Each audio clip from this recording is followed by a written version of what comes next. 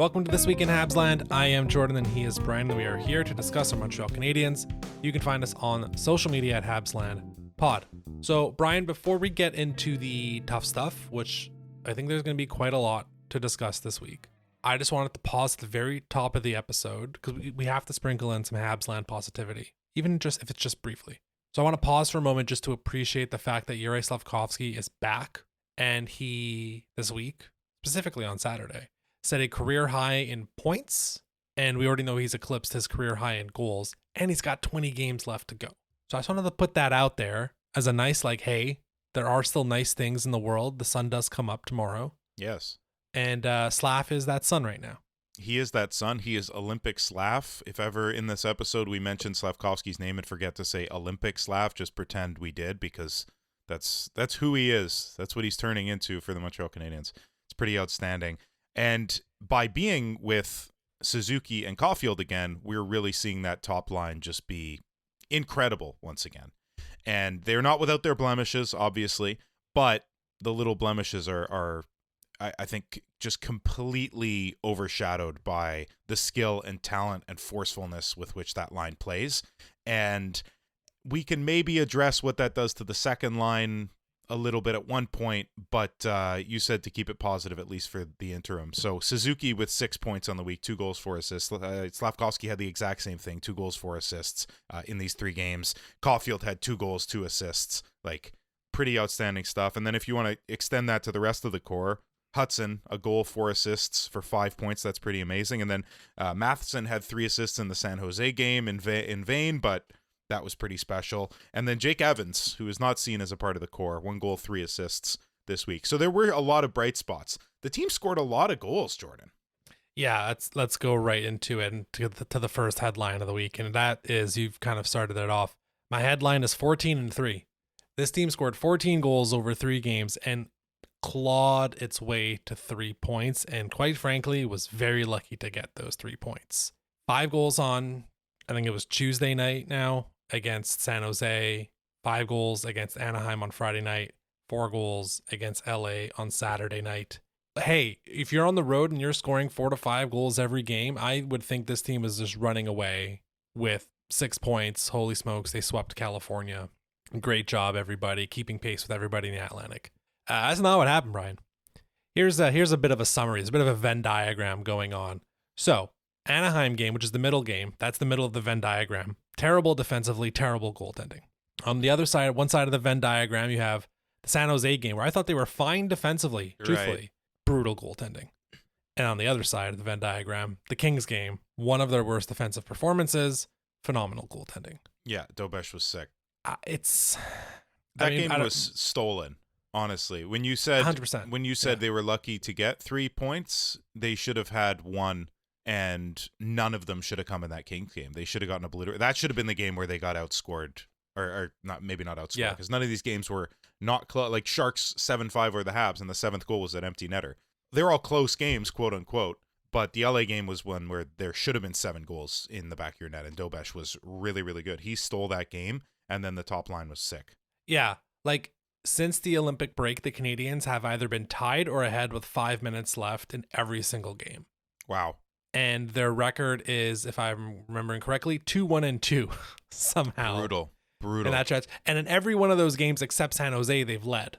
It's just San Jose where they were tied with 5 minutes left before conceding the 6-5 goal. Every other game, we've seen the blown leads, and we can get into the Monty stuff. There's plenty of blame to go around here, but we're going to start with Monty, because it's been the most consistent trend.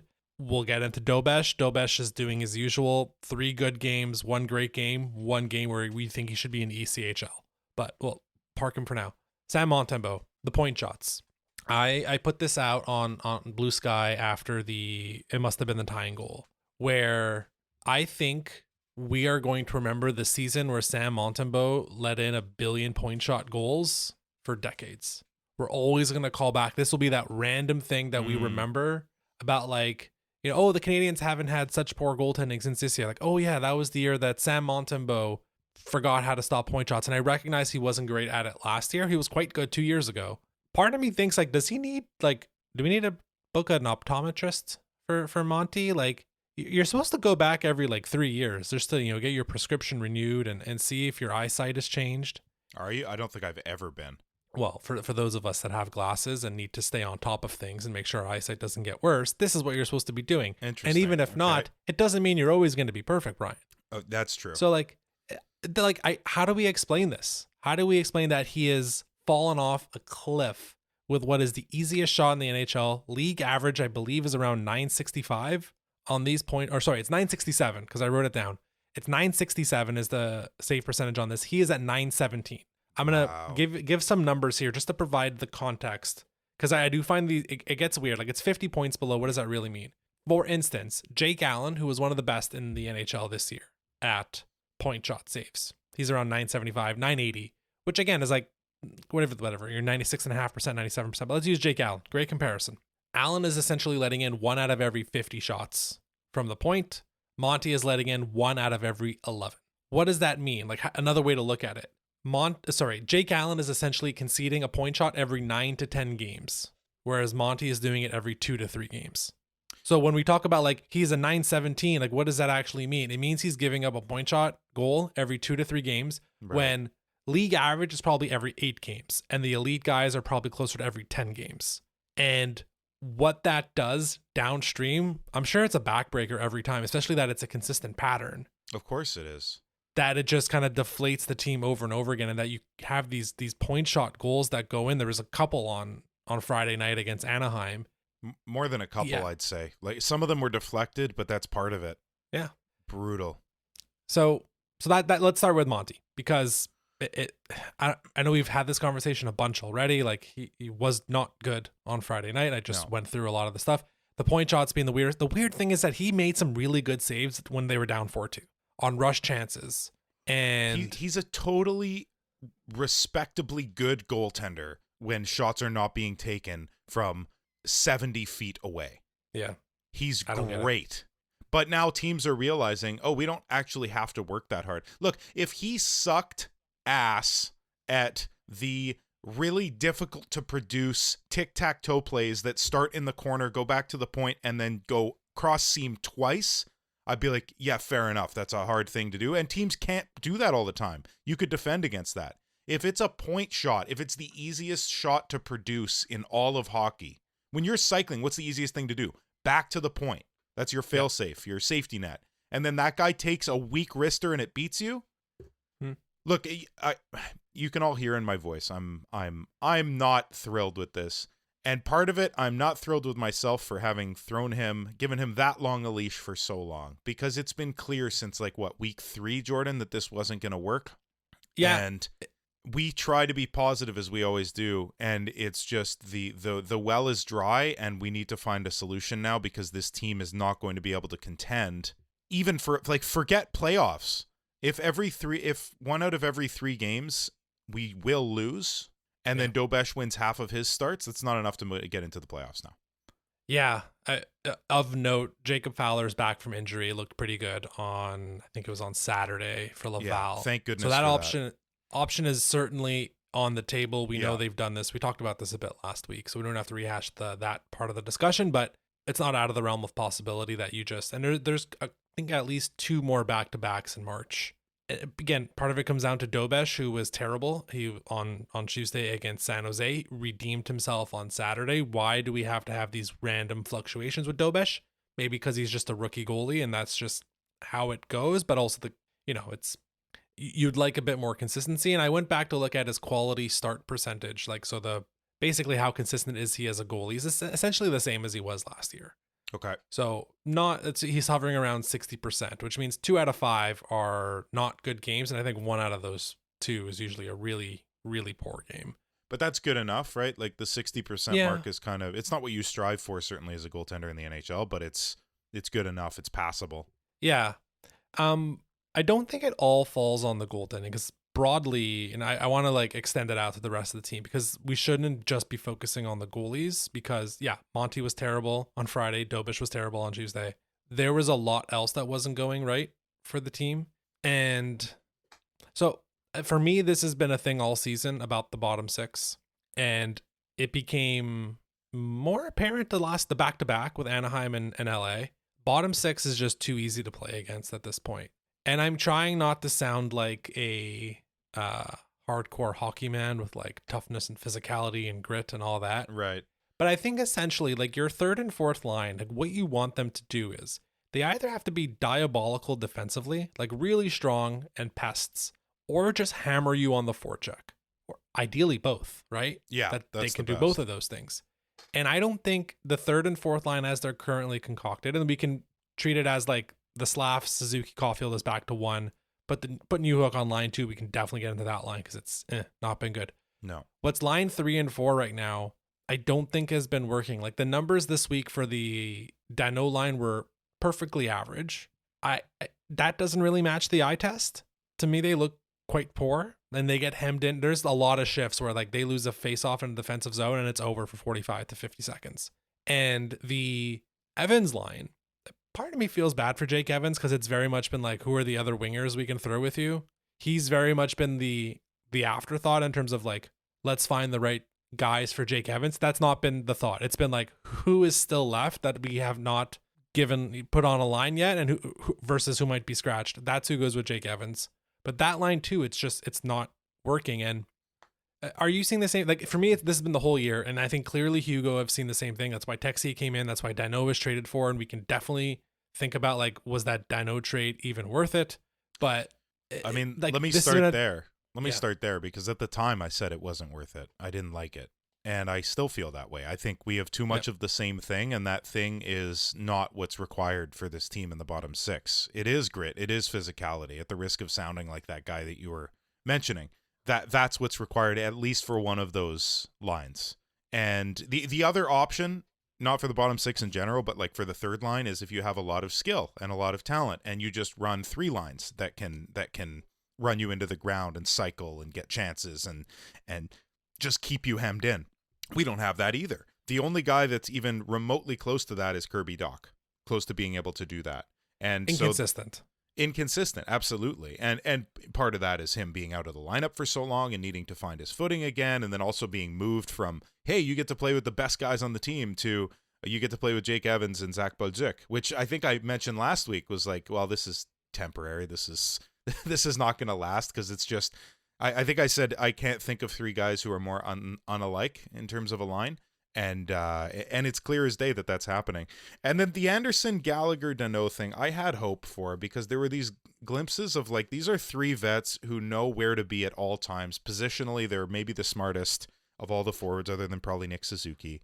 And then it's just, it's a lack of speed with Gallagher especially, and with Danault. It's a lack of processing speed with all three of them. And it's just not functioning the way that you would want a very good defensive line that can counter to function. Because as soon as you have Josh Anderson on a line, there's countering potential, which makes me think that he belongs more with Evans anyway.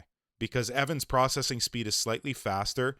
I find he's better at getting his stick in the passing lanes than Danault is. And there's more of a quickness to his game. I wouldn't mind seeing those guys with Dach, but then that leaves Bolduc with Danault and Gallagher. Like, no matter what you do, you're kind of handcuffed here, which is going to beg a question we ask later about a deadline that has just recently passed. But with the players that we have, there might just not be a better option. This might be the best that they can do. Yeah. Again, like the second line is, I'm definitely worried about that slowly returning to its Odyssey format that it was last year. But like all year, my concern's been the third and fourth line. This might be a tangent and an off ramp that takes us away from our like proper discussion, but like, what are the chances those three guys are actually back next year? And can you afford that? Danault, Anderson, Gallagher, which is about, at least they're all on good contracts. Jesus Christ. What is it? 18 million between the three of them? More than 18, I believe so. Think. 18 and a half, maybe that. I think it's 18 and a half. There's two at 6.5 and there's one at 5.5. A bargain. Which ironically probably not even, man. I was going to say he, like, compared to the other two, is a bargain. It's all three are bad deals. Bad deals. I said it when we took on Danault. I said the main reason that we didn't sign him to 6.5 for 6 years is because we didn't want to have to pay him 6.5 for the last 2 years. It wasn't about the first 4. And then we get him back for his last 2 years. What are we doing? Yeah, no, I credit to you. You called that out right away if you thought he might be cooked and that extra salary might be a bit of an anchor. And that's what it is. Like, there are roster construction limits right now with the Canadiens because of those three guys. And I've been wondering, so the bottom six just isn't working the way it needs to be working. Before I kind of get into like what I would ideally want in a impractical world, question for you: who's the best forechecker on this team? Slav. Yeah, I was gonna say either Slav or Suzuki. Yeah. Even Caulfield is better than some of these bottom six guys. Tiny little Caulfield who will hound you down and chase after you and lift your stick and steal the puck away is better than some of these other guys in the bottom six. A 1 year younger Josh Anderson, Emil Heineman, and Yoel Armia, I think, would all be in that upper tier. Yes. And like that's just completely missing. There's way too many times in these games where poor Jake Evans, and like I think there's a fair discussion to be had about like, is Jake Evans having a good season? And how much of that is just like not being put in the right spot to succeed? Like that's totally fair, but also individually it's been up and down, and he's been part of a terrible penalty kill. So like that can't be ignored. Nonetheless, I see a bunch of times where Jake Evans like red lines it in or at the blue line, and there's just no one on the forecheck. Right. And it's like, it's bad. Like this isn't like, again, you either need to be really strong defensively, which is what they're trying to do by reanimating the old Dvorak line with Danault instead. And then the Evans line, it's just like whoever's left on the team is kind of taking up that space right now. On Evans quickly, just to throw him a bone. Beautiful clapper after he took all of the time in the world against LA. He receives the puck, dusts it off, has a coffee, and claps it in. And that was to tie it 1-1 after the Habs gave up. Well, it wasn't that many shots. 15 in a period. That's that happens sometimes. What was more worrisome was only producing one shot in the first period. So Jake Evans clapping that bomb in was so big for this team. Yeah. I want to get to that because there was also only 4 shots in the first period against Anaheim. Yes. What is happening in the first period? They're just not ready to start games, it seems. So there's two, and again, I think this is a proper discussion. There's a lot of things that we're spiraling here. We're spiraling. This is no fun. We're trying to spiral in a somewhat coherent fashion, which is a bit of an oxymoron. So ideally, well, we can get to the shot stuff. I have some stuff on that I want to get into. Ideally, at this point, what I would like to see in the bottom 6 is, if this isn't working, which it's not, I'd rather them spend resources and time with the guys who are going to be part of the bottom 6 in the future. We always think about like, this is a great younger, when like Slav was in year 2 and Hudson last year and Demidov probably this year. Like, give those guys opportunities. Is it bad to like call up Owen Beck and call up Florian Jacki and be like, we think you two guys are going to fit the bottom 6 really fast? Like, why is that not? Again, part of this is the weight of those 3 contracts and like your real severe limitations. I don't know if Joe Veleno helps like temporarily fix it, but there's already a billion guys on this team, including Alex Texier, who has been scratched now, I think 3 consecutive games. I don't know what point he comes back in the lineup, but that's kind of at this point either. He doesn't fit it either. No, you're right. It's like this year, they tried to have a different type of third line, but not with the right type of center. If that makes sense, right?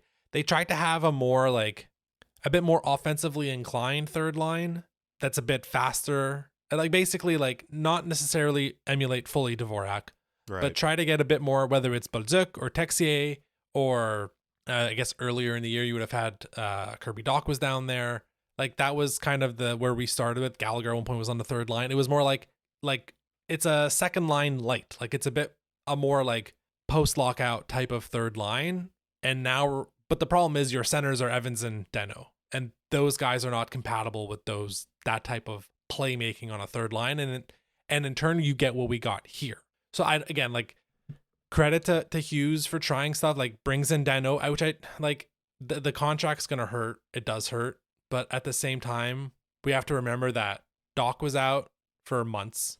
Newhook was supposed to be out 4 to 5 months, which could have basically taken the entire season out of way if he had any type of setback. Yep. So I don't fault him for the attempt. Yeah. The attempt was right. The player himself, it was the wrong choice. He also may have been right. Danault may have come in and helped things. So look, I don't think you can fault him for the attempt. What you can fault him for is what we're about to talk about.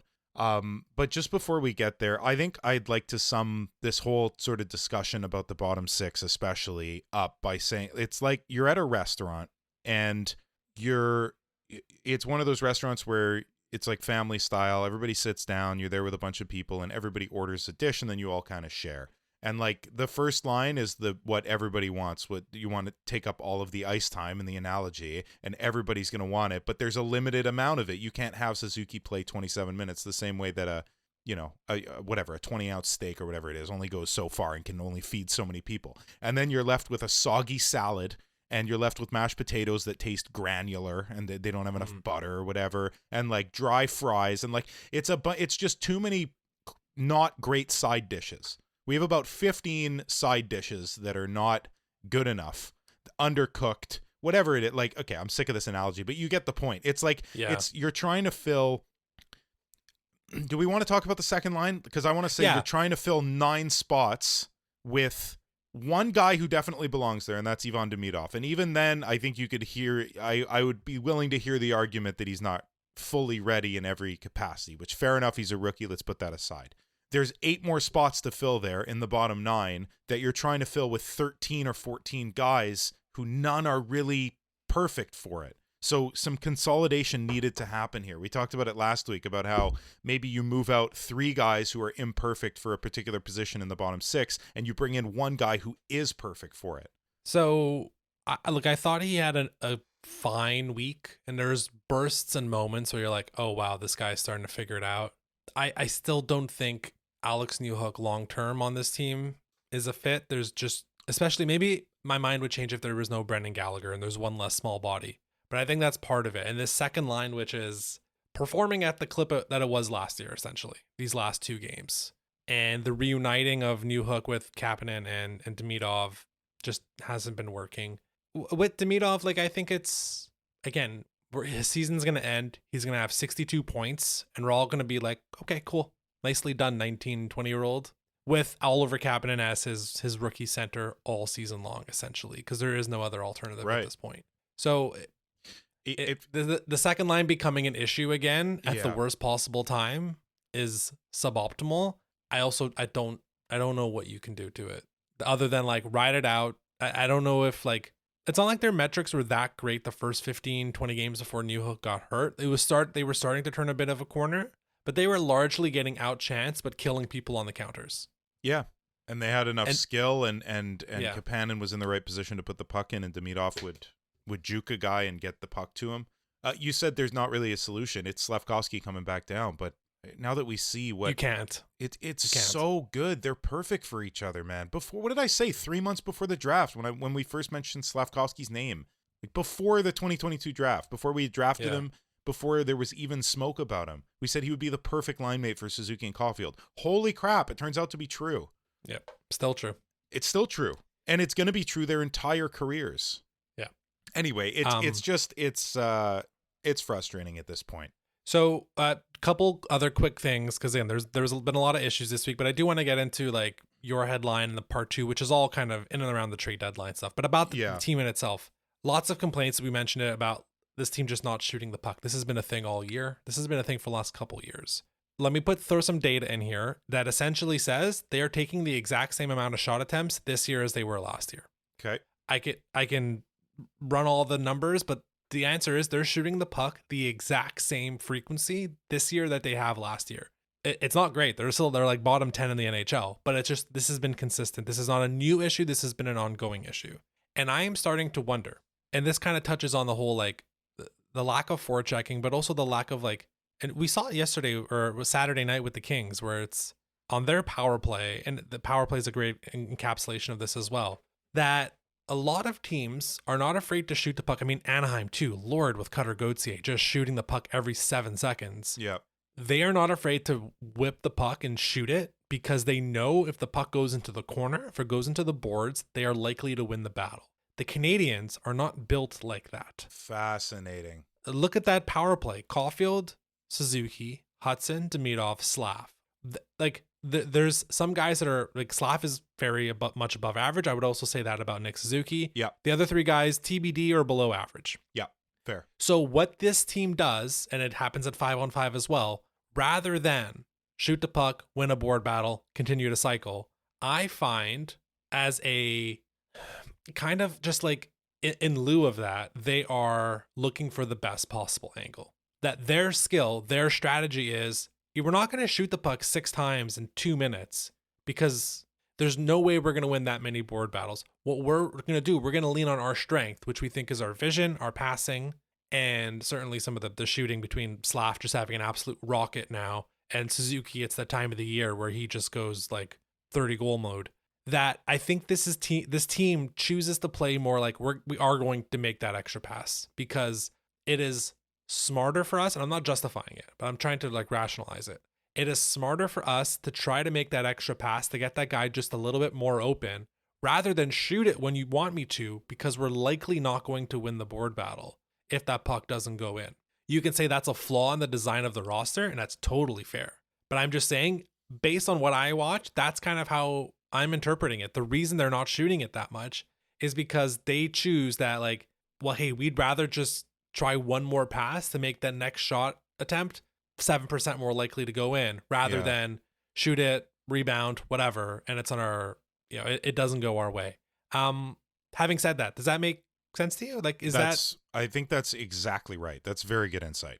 And then when you extend that to look at how many shots, I had tallied this prior and wanted to go into it earlier, and I was like, screw it. It's just kind of going to depress us. But like the top line, Nick Suzuki, 11 shots on goal this week. Slavkovsky, 8.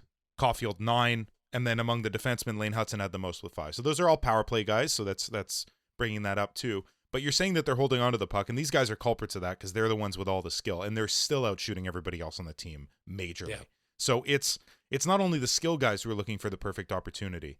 It's Gallagher standing in the slot while Deneau tries to fish a puck out, and then he gives him a weak pass to the slot, and it gets intercepted, and he should have just shot from the corner and tried to get a rebound. And it's a lot of things, but I think that's you're on the right track there. You're on the right track that they're being too selective at times.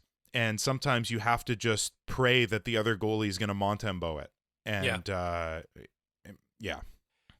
again, we can go on about a lot of stuff. I think the third pairings defenseman stuff will come up in discussion in a bit. The one thing I did want to mention, just to close out with a slightly more positive approach or angle, that the first line we've talked about it, when Nick Suzuki scored on Saturday night, which is the game winner, briefly, I thought it was Slavkovsky who had scored because of how much Nick celebrated. Because so often, I mean, I know you're like this, right? When you score a goal, act like you've been there before. Yeah. This is just the job. Yeah. Grab the puck, hand it to the ref, go back to center ice. Let's do this face off. Right. So it's all that act like you've been there before. Nick Suzuki does not act. Nick Suzuki, when he scores a goal in mid-November that makes the game 3-1, he's like, okay, cool. But when Nick Suzuki knows he scores an important goal for the team at the end of a 3-game road trip where they're exhausted, back-to-back, huge comeback, there's no acting.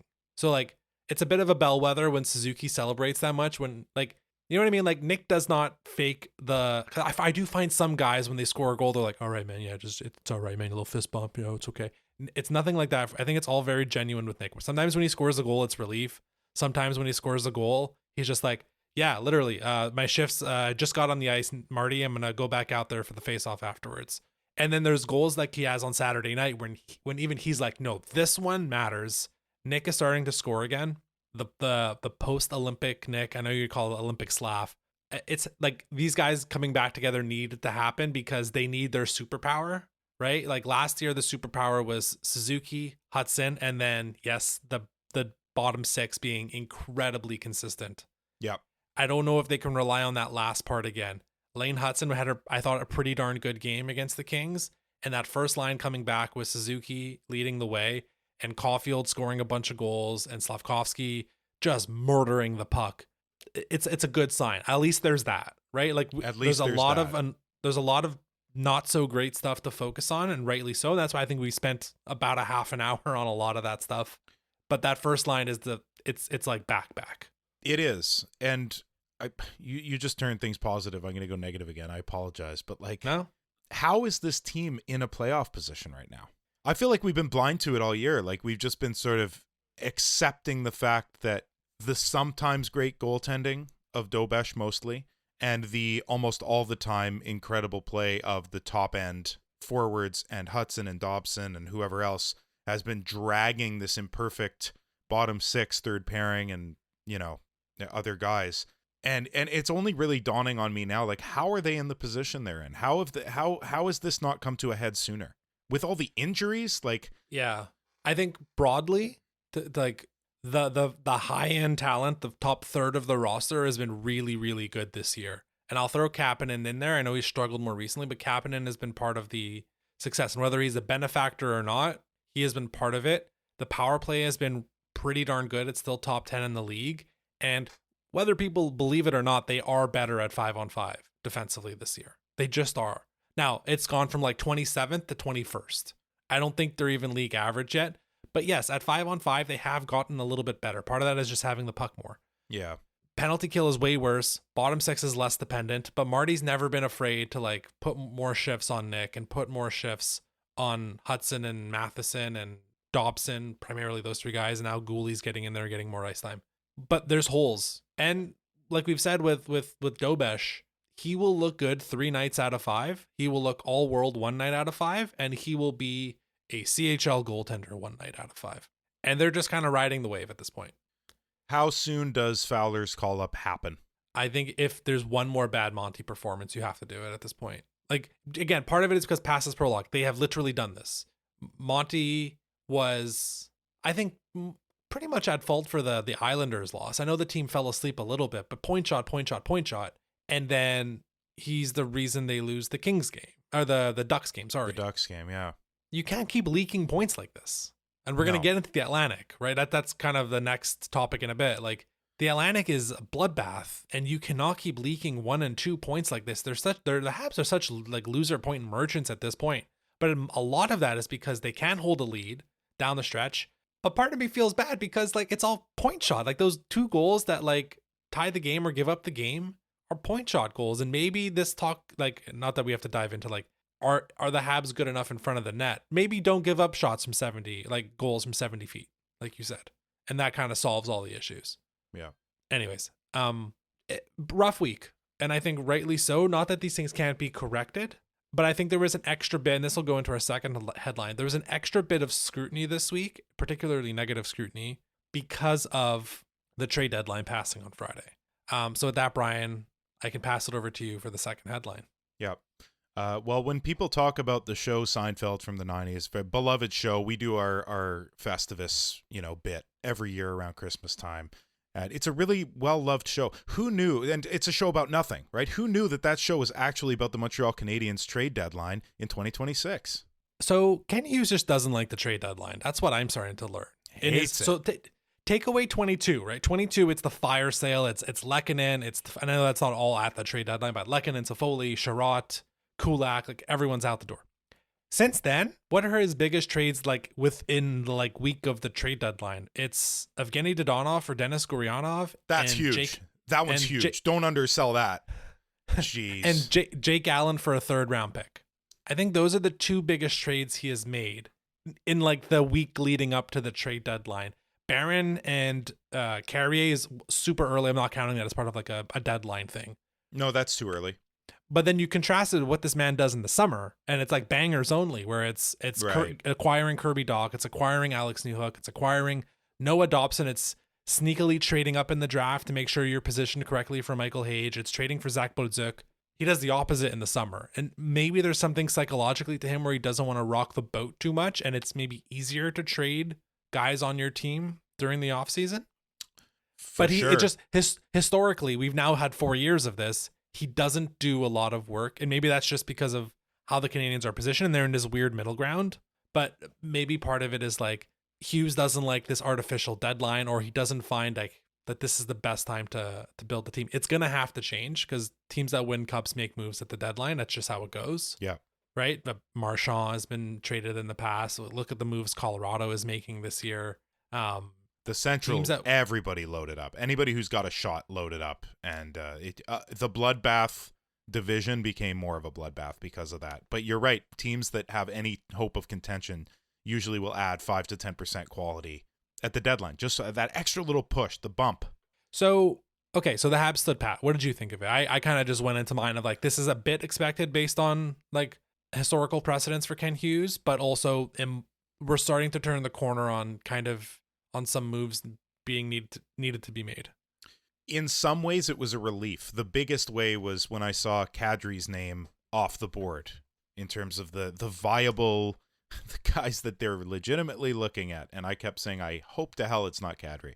And he goes back to attempt to win again with Colorado. Good for them. Good luck to you, whatever.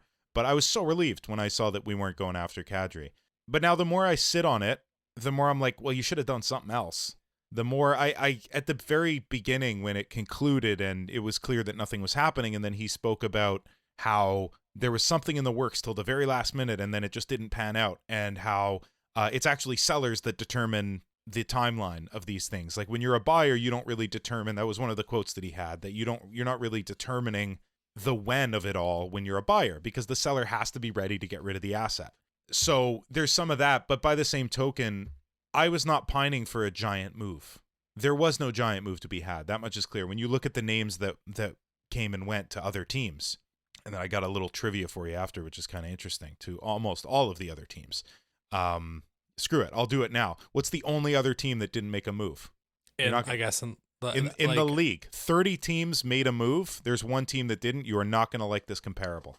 That did not make a move. I mean, Chicago made a trade. San Jose made a trade. In the past week, I put it to past week.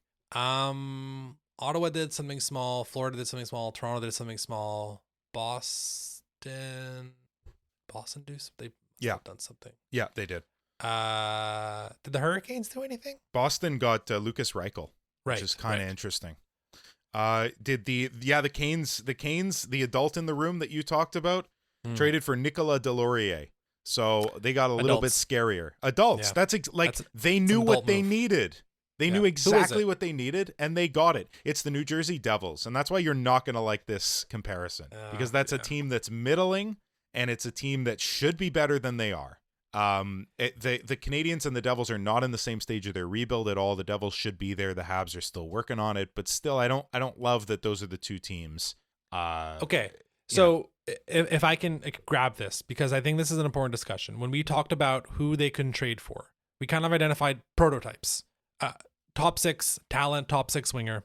We didn't really say anything depth-wise on the forward end, mostly because they have theoretically made their moves for the bottom six with Texier and Danault, but also there's a billion guys, and it was more important to consolidate and get guys out. Right. And then obviously we identified the third pairing of the defense. So let's put that to the side. The top six part.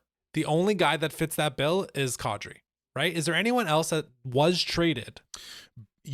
Some people will argue Braden Shen, who went to the Islanders. Some would argue. Sure, and they can argue that, and they can be wrong. That's totally fine with them.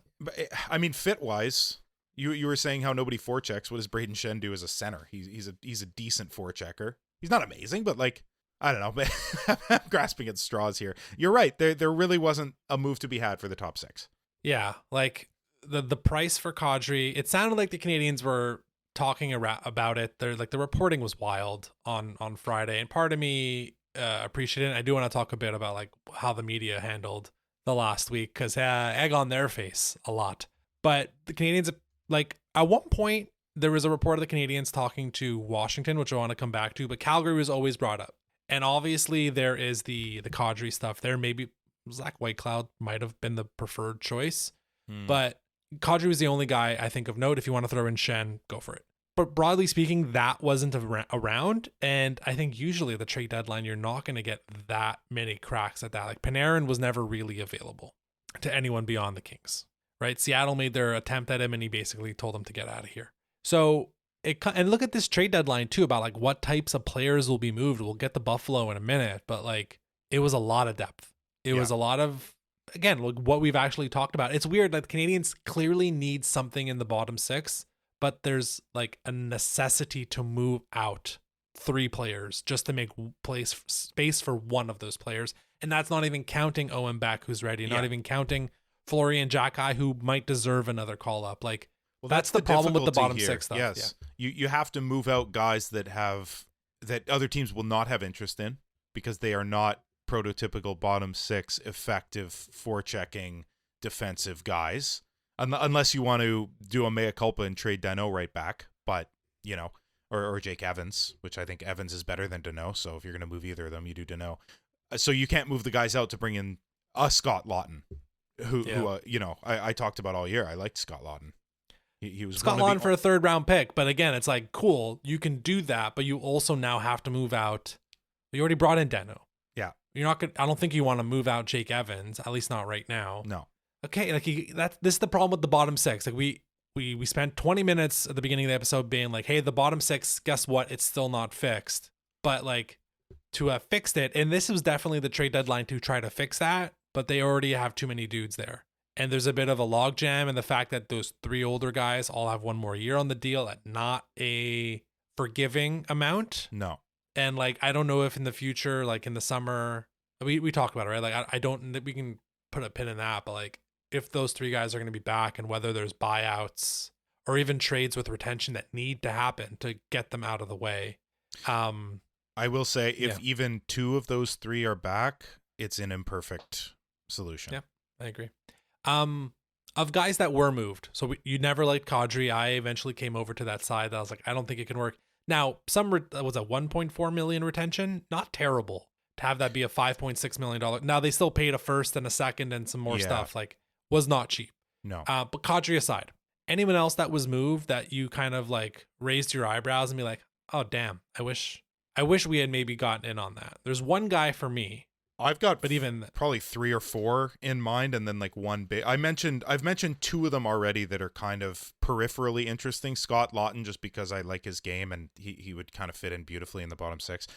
The other one that I mentioned already was Lucas Reichel, because I still think there's untapped potential there. We haven't really seen it at the NHL level yet, but like you never know. And in Boston, we'll see. But that's kind of like it cost a 6th round pick to try and take a swing at a guy who still potentially has some upside. 23 years old, centerman, kind of again, not world beating, but interesting. And then there's 2 bigger ones, and I'm wondering if this is going to be yours, because I feel like Justin Falk might be right up your alley. Is that is that yours? No, it's not. I have notes on Falk later, but okay. That one's tough because I think he has 1 more year on the contract. He's slowed down considerably, I think, this year. By the way, masterclass by St. Louis, to dangle Robert Thomas with no real ever intention of trading him, only to get everybody on the phone for their other players and to successfully trade those other players. Right. Like masterclass by St. Louis doing that. You definitely have pissed off Robert Thomas, one of the most important players in your franchise, but maybe it was worth it. I don't know. They're going to have to cross that bridge. It depends what the Montreal Canadiens trade you for him in a few months. For me, it was Mackenzie Weegar was the one guy that moved. Oh, I should have guessed. I'm so dumb. I should have guessed that. I knew you were a Weegar boy. He's also definitely slowed down this year. Yeah. Under contract till he's 37, but the contract's fine. I think it's around $6 million. Fascinating return, like 3 second-round picks, with one of those picks being the Rangers pick all this year. I think that's actually pretty decent value. Like, I saw both sides of the argument about like, hey, Utah did really well to not give up a first. So they're giving up like the 34th pick. And then they're also, I believe, giving up Ottawa's pick and their own pick. So it's going to be like 34, 44, and 48. That's, if you're Calgary, well done there. Like, yeah, that's pretty good. Calgary will have their own first. So they'll have 34, 36, 44, and 48. Like, they'll consolidate, they'll get into the first round. So in terms of the value, I thought like the Canadiens could have matched that. That's not drastic. That was the one guy. Again, we're talking about defensemen. We're talking about guys that can play on the right. Mackenzie Weegar fits that bill. It's a bit pricey, slowing down. But that was the one guy I was like, now he does have a no trade, and I wonder if his preference was to stay out west, and that's maybe that give a bit of an advantage to the Mammoth. Could be. But yeah, so I mean, Falk though is a fair one and a bit less of a gamble because there's less on the contract. But do you want another mid-30s guy with 1 extra year on the contract? I don't think so. I don't think so. It may be if you believe that Reinbacher's still a year away. Sure. But I don't know. I'm also kind of getting tired of that discussion being the all-encompassing one for us, because it seems like, at least I'll talk personally, because maybe you don't do that so much, but like I always go back to that when talking about a right shot defenseman, especially after the acquisition of Dobson. Like we still need another right-hand shot defenseman. My mind immediately goes to, but Reinbacher's supposed to be that guy. It's supposed to be him. We drafted him in the 5 spot. Like it's him, right? It's still him. So maybe this is a rabbit hole we don't have to go into, because we've done enough depressing stuff on this episode already, and we're going to do more. But you mentioned something about the no trade thing that I have to get into, because this is going to cheer us up and make us laugh a little bit, Jordan. So there was a very funny quote from Kent Hughes' presser. I've got a bunch of quotes in front of me, but this one I'm going to start with because it's kind of incredible. There was a question asked by a reporter. I should have gotten his name. I apologize, I didn't. But I imagine some of the ripple that is to make your team feel like they're supported for everything they've done this season and to give them a boost going for the final run towards the playoffs. Just how do you approach the team now with nothing having been done today? Very fair question. It's something that GMs definitely consider is the mood in the room after the trade deadline ends. And Kent Hughes goes, I think there's probably a good part of our group that, I felt like I was the principal in a high school or elementary school after a bunch of students screwed up. Every time I walked out, everybody put their head down and, I don't think anybody was looking to speak to me today. So I feel like it's a sign that our players are happy to be here. They're happy with the group and they're not ignorant. They're not ignoring the fact that, we've made significant moves since the end of last season to improve our team with the acquisition of Noah and Zach Bolduc and Phil Danault. We did it earlier, not at the deadline. So, you know what? That didn't cheer me up as much as I thought it did. The next one will. But what's kind of interesting about this one is, yes, you did it earlier, not at the deadline, but you did it earlier with imperfect solutions. Zach Bolduc and Phil Danault are imperfect solutions. Noah Dobson, absolutely. Credit for that one. 100%. Yeah. I think the funny part of this quote is like him feeling like the principal in the high school and walking around and guys putting their head down because they want to be here, which he's right. That's a great sign. If nobody's like kind of looking up at him like, get me the F out of here, trade me right effing now, slap shot. If nobody's doing that, the team's in a good headspace. But yeah, the using Danault and Bolduc, but Danault especially as like trying to make his lack of moves defensible because he made them earlier, I didn't like that. And maybe I'm nitpicking, but I didn't like that.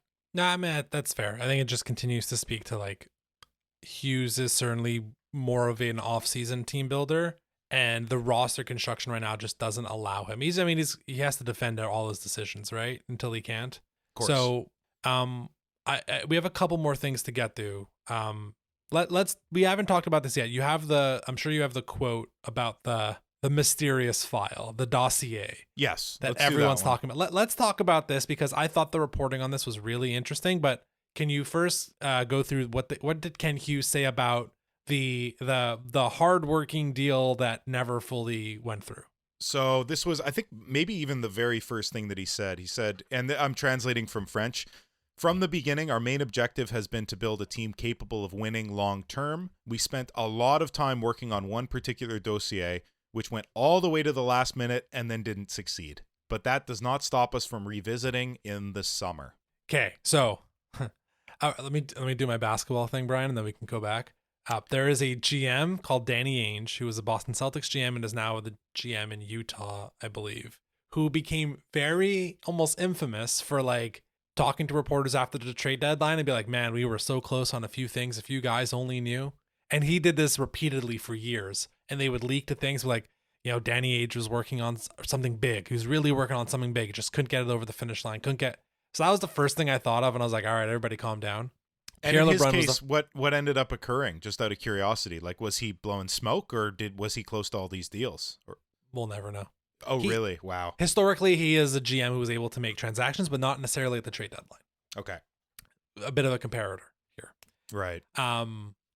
So LeBron reported that too, like right after the trade deadline. Like Habs working on something big, didn't go through. I think he also mentioned it wasn't a name we were hearing a lot. It was someone completely different. And then Friedman on Saturday essentially confirmed that of like, yeah, Habs are on something huge. And also like reiterated like they can go back to it next year. There was also a reference of like a trade that fell through in the last couple minutes. I don't know if that's the same one. That's something that like just didn't get to didn't make the 3 p.m. It was like they called in a few minutes too late. I don't know if that's the same one, but that's also been reported. I'm fascinated by here, so I'm sorry to cut you off, but you just kind of prompted an idea. It might not be one trade. It's very possible it was two moves, one of them to free up salary cap and the other, like, what if they finalized the big deal and then Kent Hughes just couldn't find a place to put Laine? He couldn't find a suitor. I think I saw that as well. That sorry, I should be like sourcing more of these, but like that it's all speculation anyway. It is, but I think it looks like there was at some point in the day somewhere Laine could have been gone, and a team needed to retain salary or X, Y, and Z, or a specific amount of salary, and it fell through and whatever. Okay, So I brought the Danny Ainge part up because I'm very hesitant when a GM's like, man, I got so close, you don't even know about it. But then when Pierre LeBrun and Elliot Friedman both say, no, they got something big almost happened. And now there's wild speculation about who it is. The most depressing name is Jordan Binnington. Yeah, that's but it makes sense. It can't be Robert Thomas if we've already heard about him. No. And then there's just rampant speculation over who it could be. Binnington isn't big enough a name for what the aura around what this move is, and maybe I'm putting too much on it, but it doesn't seem that big. But the important part is forget who the player was, right? Like we're not going to focus on that. It's more that we're going to come back to this in June. And this is what we say with Kent, right? Like when you and I were doing our trade stuff and we were bringing up names. We were bored by all the names, but there were some names we started bringing up of being like, maybe this is more draft. Robert Thomas was thrown out there. Quentin Byfield was thrown out there. Yeah. Adam Larson was thrown out there. And I think this is just Kent doing his pre-scouting, if you will, for June, for when it's draft time, when the Habs have the 19th pick or the 21st pick or whatever. And the initial conversations have already been had, and now there's no restrictions on the deadline. There's no artificial threshold there. It's to the side because, yeah, they probably should have made a move for a right-handed defenseman. It seems like there were guys available. Zach Whitecloud could have been good. There was the report from Washington, that the Habs in Washington were talking a lot, I think would be from Matt Duroy, if you want to get a righty in as well. So ultimately, that's the one spot I think everyone's you need to address this because Arbor Jacki almost gave up the game on Saturday with an absolutely terrible turnover in the third, and he's not trusted by St. Louis. And I don't know if it's become a negative feedback loop where Arbor just plays worse and worse, and Marty trusts him less and less, so Arbor plays even more nervously, and yeah. And Strubal's kind of in the same boat. It's not as drastic with Strubel, but it's just not great. So I know I went a couple places there in terms. I don't know if you want to still go on the Hughes stuff about the move that wasn't, or focusing more on the actual important stuff of not bringing in a depth defenseman. I mean, the move that wasn't. We could have a little fun and just throw a couple names each out, but as I say that, it might not. It just not be worth it. Who cares?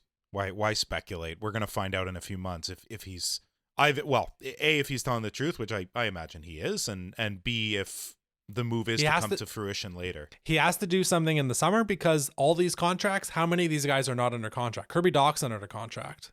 Yeah. And Patrick Laine's not under contract. Yeah. Veleno as well. Which I want to speak on Laine for 2 minutes because he also said something that I thought was very respectable, which he had to say, but he said it in a very eloquent way about Laine, because he was asked about his inability to move Laine. It was clear as day to all the reporters in there that it was an attempt. There was an attempt there to move Laine. And the reporter also asked, and if he could be a distraction. And Hughes goes, no, Patrick's a part of this team like all our other players. He is not a distraction. He has not been one up until now. He is available to the team. It's the coach's decision on who plays from one game to the next. Perfect answer. I translated from French, but perfect answer. It's just yet another guy who doesn't belong in the bottom six. It's true. And it's true. And it's poor Jake Evans has to pick up the slack again, which again, I think Evans is not absolved from criticism this season, but they have not put the right guys with them. No, give him some help. All year. Give him some help. It's hard to blame a guy who's had no help. Right. So, okay. So I know we're starting to run out of time here. I did want to talk briefly about the media on the past week. And then we can, maybe not as long as we wanted to, Brian, do some stuff about the Atlantic and we can wrap it. Sure. Okay. So the trade deadline media coverage. This to me kind of felt like a new barrier being broken in a terrible way, of two trades in particular leaking, and then the reporter saying pending waiving of no trade clause. So Mackenzie Weegar was one of them, although that one felt very snap, it was going to happen. They weren't worried about it. The big one was the Colton Parayko trade. That was out there for a full day of it's Parayko for a first and Rada Murtka, pending Parayko waiving the no trade. First of all, if this happened in Toronto, people would be lighting the Leafs media on fire. Can you imagine if a Leafs reporter leaked a trade and I was like, oh, this guy hasn't accepted the no, he hasn't waived his no trade yet. The criticism we're not usually very nice to the Toronto people, but I think this one's fair. There's a double standard a bit, and I just want to point it out here. I'll argue we're always fair, but go ahead. Sure. there's a double standard that gets thrown specifically to Toronto media, although I do think it applies to the Canadian media as well, about like, look how tough they are. So these are awful markets to play in. And then this happens in St. Louis and no one's saying anything. Are we ever going to say that, hey, St. Louis is a terrible market to play in because they leaked the players that the fact that Colton Parayko, who's been there for a long time, didn't want to waive his no trade clause and they just dragged him over the coals for 24 hours, which is his full right. It was super weird that it was there. People were reporting like, yeah, he's in the locker room. He's in the dressing room. He's talking to guys. No decision has been made yet. I thought that was terrible. This should not be in the new standard that we're leaking trades before guys are waiving their no trade clauses that are fully earned in the contract negotiations. You know what it is too? That's really insidious here is that there could be intent there to sour the player to the team that he's currently on to make it more likely that he waives. So this isn't just a reporter trying to be the first one out of the gate and get all the acclaim for the story. This is trying to influence things. And lo and behold, it worked. He got moved. Now, whether it was that or not, who the hell knows, but it was a factor. It was a factor. I doubt Parayko was appreciative of that. Yeah, and that's why he turned it down, and that's why he's still in St. Louis, and he's won a cup there. He's been, I don't know if he was drafted there, but he's been there a decade. Like, what do you, like, again, I'm just, the way look, to me, this doesn't, like, this doesn't affect my life, but like, the way I saw it was like, can you imagine if they did this to like William Nylander in Toronto? Oh, they'd be just, like, tomatoes thrown at them. Like the Marner Rantanen trade that didn't happen did not leak until well after. Right. I don't even know if it was after the deadline or if it was in the off season, but they waited on that to say, hey, there was a move in place for Rantanen and Marner. Marner didn't want to waive his no trade. Cool. It's all in the past. Marner got to, but can you imagine if they had leaked that a lot? Marner for Rantanen, pending waiving of, they would have set the Leafs on fire. Yeah. Every single Brad Marchand and Mark Stone and Matthew Tkachuk would have just been like, look at these dumbasses. Why do you play in Toronto? Yet when St. Louis does it, it feels like it's going to go quiet and we're all going to forget about it. But there's a double standard. Yep. Let's never forget the fact that you're right. It is insidious. It's 100% that was the case. And poor Parayko. Poor Parayko now. Because, oh, man, I just feel for him. That's awful. On the other stuff, as someone who, I did my bid, by the way, everyone, I did go to the gym for like 3 hours. My legs were cooked on the treadmill waiting for a Ken Hughes trade, and I just had to call it by noon. So I watched quite a bit of Trade Center and all that stuff. The TSN Sportsnet broadcast, they're antiquated at this point. It just feels like nothing but awful bits and like the Novell concept of specifically TSN where they have like 20 people on screen. Just, it doesn't work anymore. On Sportsnet, the Paul Bissonnette, Ryan Kessler experiment was terrible. Bissonnette was awful on Sportsnet. He just doesn't fit that outside of like the bro chicklets. Right. We've talked about that. He doesn't work. No. His style in that group. I mean, ex-players, just to attack that real quickly, ex-players, are those the ones that you want to be getting insight from when it comes to trade deadline time? You know, like, I think an ex-GM, now, maybe those guys aren't pining for for media jobs. That's probably the real thing. But I think somebody with some insight, an ex-agent, anyone. I don't want an ex-player's opinion on the trade deadline. It can be anyone as long as they actually take the time to understand what's going on. There are perfectly good analysts who are ex-players, ex-coaches, ex-GMs. Okay, that's fair. And there are others that like coast and don't actually pay attention and they suck at their job. You need space for actual debate, and I did think Daily Face-Off, who had, by the way, Wojtek Wolski was part of like the player panel, and I thought he was perfectly fine. Okay. I didn't think he was like winning things, but like I thought that was just on YouTube. I thought that was the best broadcast of the day because they were letting guys talk for 20 straight minutes about stuff rather than whatever ping pong nonsense was going on TSN and AI slop on TSN. And yeah, also like personal thing, the calling like player interviews after they've been traded, I hate them. I learn nothing new.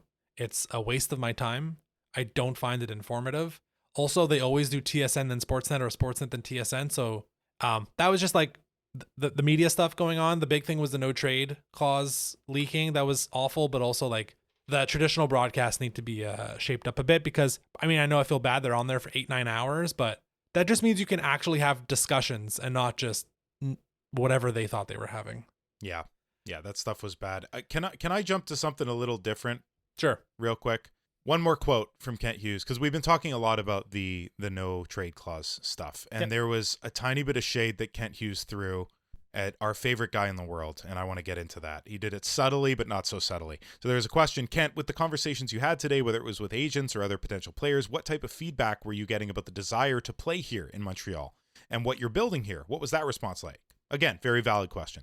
Kent Hughes goes, quote, I mean, to be honest, there were a couple calls where we were on the no trade list, but it was interesting that the feedback was maybe we had been on from a prior time and that they were willing to waive if a deal came through, unquote. Obviously throwing shade at Marc Bergevin and the way that he ran things prior to Kent Hughes' arrival.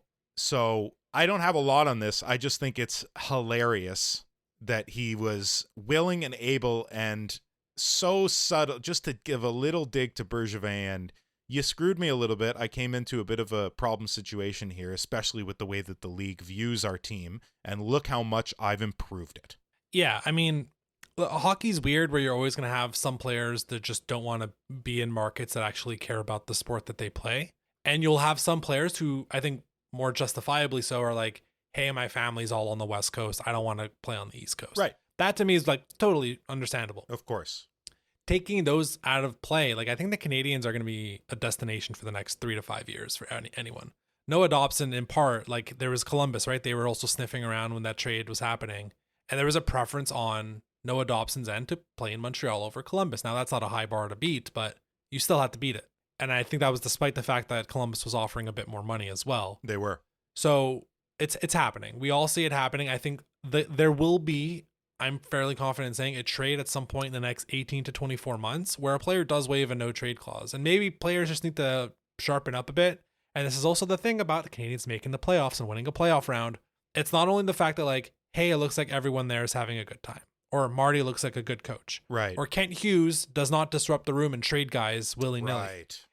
Or that like Nick Suzuki clearly has a lot of respect around the league, and him being with Team Canada doesn't hurt that. Again, it builds and builds and builds. Yeah. I think part of it too is like they're actually winning hockey games. Can you win here? Yeah. That's a monstrous box to tick. Yeah. It's the leadership of Suzuki. It's the skill on the team. It's the like, if you want the spotlight, you're right. It's all those things, but the winning box is a giant one to tick. There's a few names in particular who are giant names unhappy with the team they're with because they can't breach a particular barrier in the playoffs. Yeah. So, okay. So this was, let everybody in here. This was supposed to be the second headline, and it's taken almost the entire rest of our episode. We kind of knew this was going to happen, and we had a very short part 2, Brian, that I still want to dive into a bit. Yeah, let's tackle it quickly. And it does relate to the Atlantic Division. We're calling it the Thunderdome preview because I would say all due respect to the Leafs and the Panthers, but screw those guys. It's a 6-team race for 4 to 5 playoff spots. The most important thing going on with the Panthers is trying to keep their top 10 protected pick. Same goes for the Leafs, except it's top 5. Whatever. Those guys are relevant. The rest, the 1 to 6. Maybe we start with Buffalo, who is tied now with the Tampa Bay Lightning. I don't know. I may be missing that. I know Tampa has games in hand.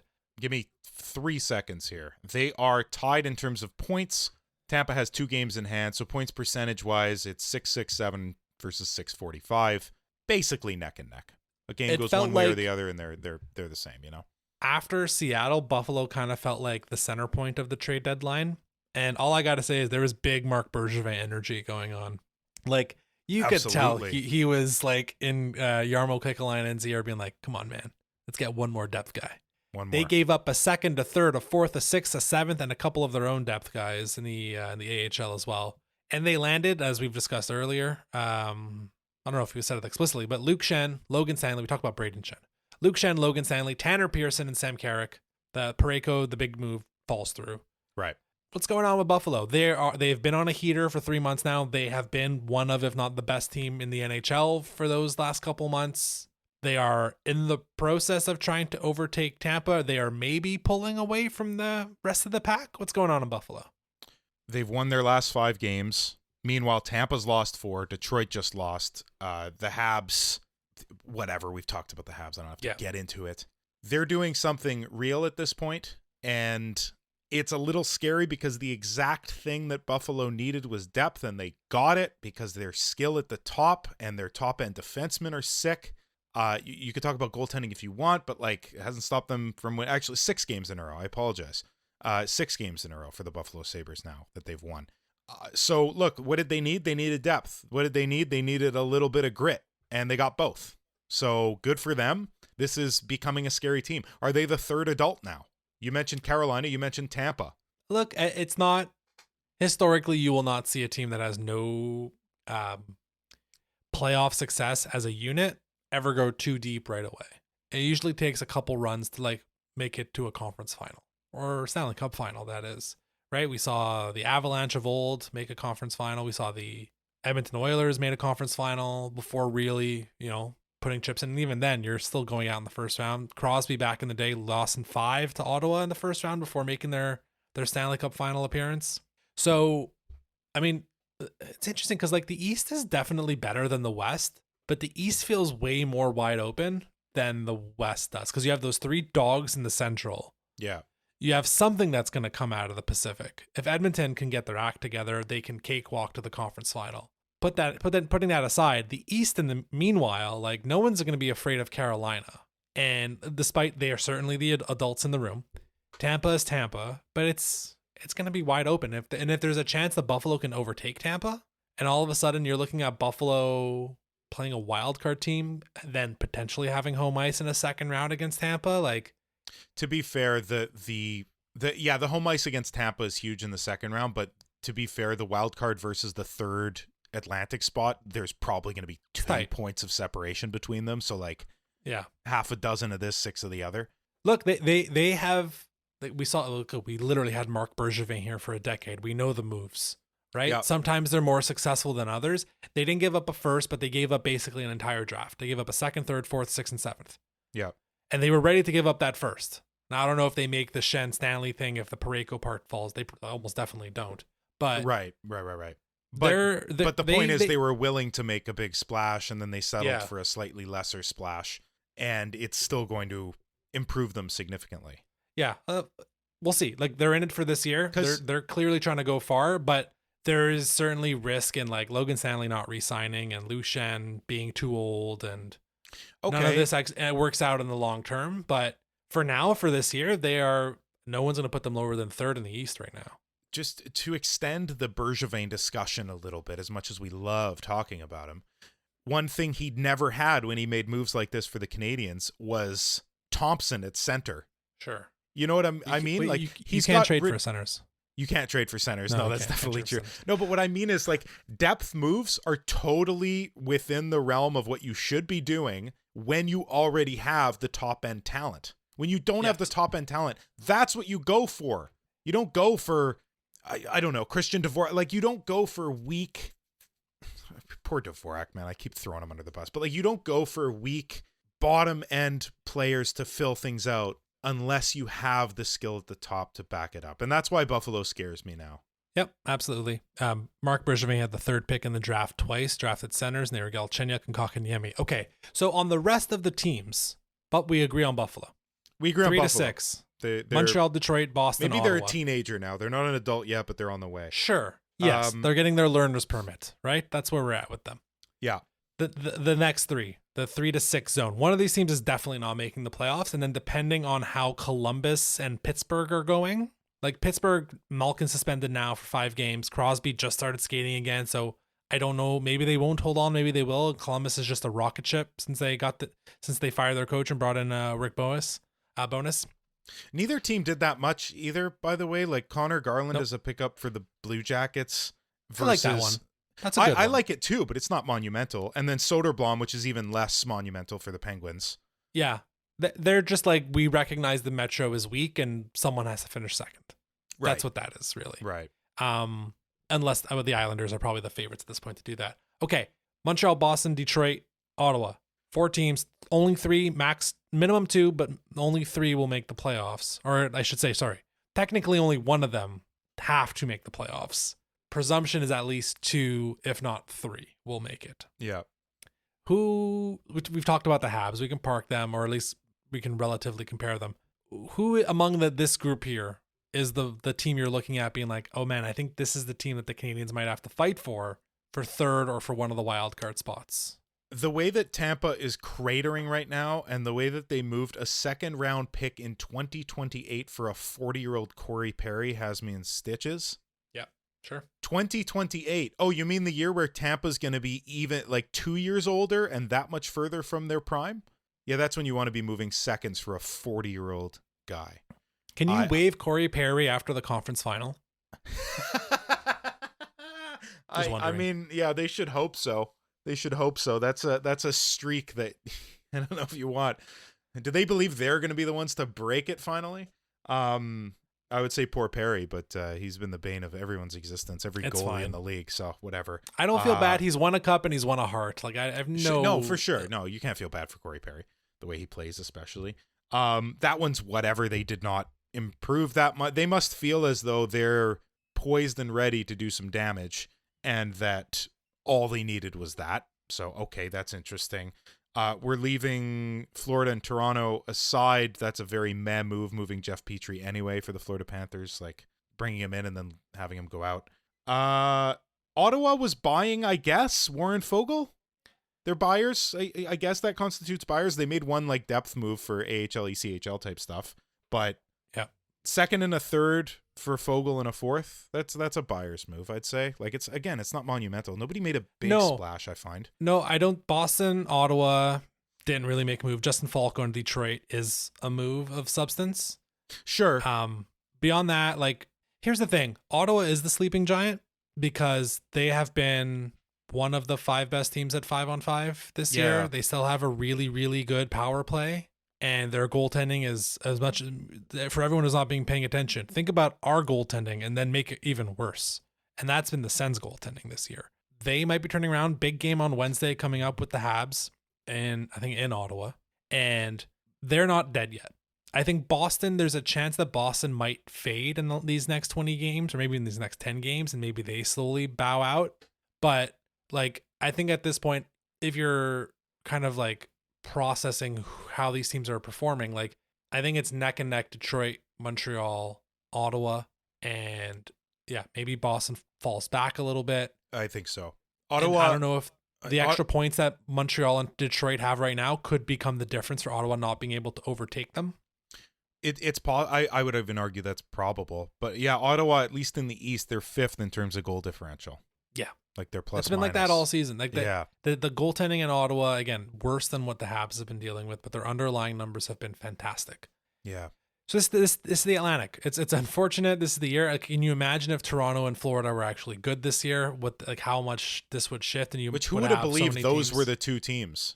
Stanley Cup winner and an Eastern Conference juggernaut forever, at least in the regular season.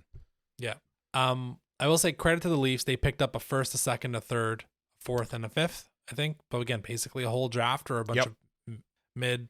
It might end up being 2 seconds if the Kings make the playoffs, which is I think it's at like 30. I think on Money Puck it was 34% when I checked yesterday. Yeah. So not super likely, but a 1 in 3 chance that becomes 2 seconds. That's pretty damn good. For a team that with very little draft capital, very little prospects in the system, they had to do something like this. I know I was watching SDPN just to make myself feel better about the Habs having not done anything, and watching Steve Dangle freak out about the lack of moves was kind of amazing, and for what they got for those guys and for the fact that those were 3 of the guys that they actually enjoyed watching. It's not the stars anymore. So I feel for them. But at least they got something. Like I didn't think it was as dire as they were making it seem. Yep. It's they did perfectly fine, but they have way bigger problems to figure out, and they're going to have to wait till the draft to do that. Right. If they can't, especially if they can't tank hard enough to get that bottom 5 pick. Anything else on the Atlantic that you wanted to discuss before we wrap this up? I don't have anything on the Atlantic. I have one, like the Metropolitan's kind of interesting because those are the other teams fighting for, like, this might not be an Atlantic Division conversation you and I are having in a few weeks for the Montreal Canadiens. If these problems persist, it might actually be a wild card position, and then you're dealing with teams like the Flyers and the Capitals and the Blue Jackets and all these other things. Philly was interesting. The fourth guy that I failed to mention before when you asked me, like, is anybody else you were interested in? David Jiricek.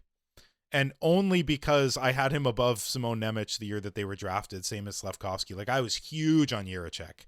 And And obviously it hasn't panned out in Columbus yet, and so he's going to Philly. And if he wakes up, that could be a dangerous piece there.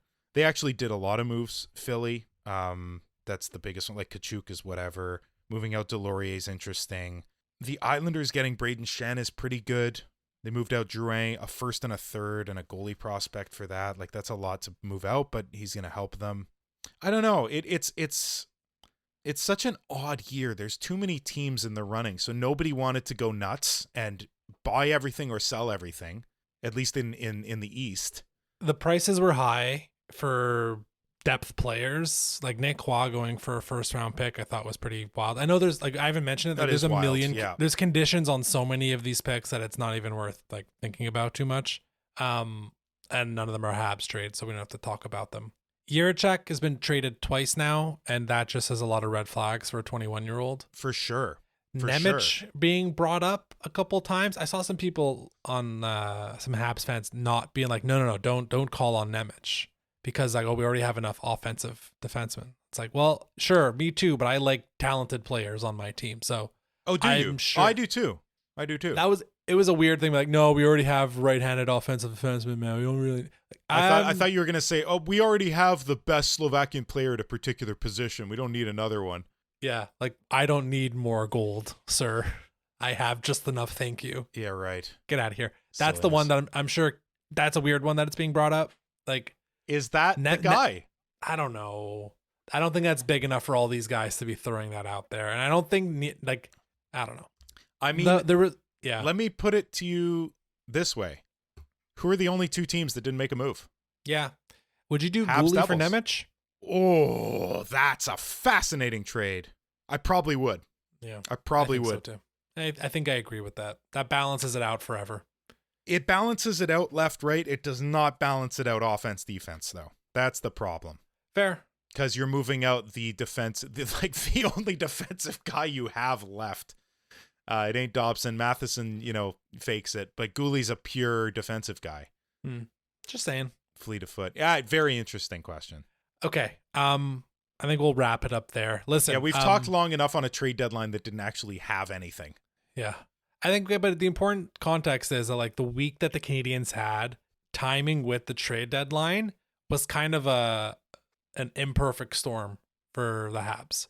That they played some of their worst hockey of the year, if not their actual worst hockey of the year, at a time where we were all like, should they be doing something here to get better? And then also seeing what the prices were for all the guys moving this week and what your competitors were doing, what Buffalo was doing to arm up and solidify a top 2 spot in the Atlantic, and Detroit making a move or two. In Ottawa, just kind of lurking, but not really making that much move. They moved off David Perron as well. Yeah. Which was more of a like, fine, you can go there. We don't care anymore. So we'll see. Look, there's 20 games left. The first line is intact and hopefully diabolical like they were last year. And then it's going to continue to be an odyssey. Does Reinbacher get a call? Does Fowler get a call? We'll find out in the next little bit. But I think with that, Brian, we can probably wrap this episode. Thank you for listening to This Week in Habsline. You can follow us on social media at Habsline Pod if you like what you hear. Feel free to leave a 5-star rating on Spotify and Apple Podcast. And until next Monday, go Habs.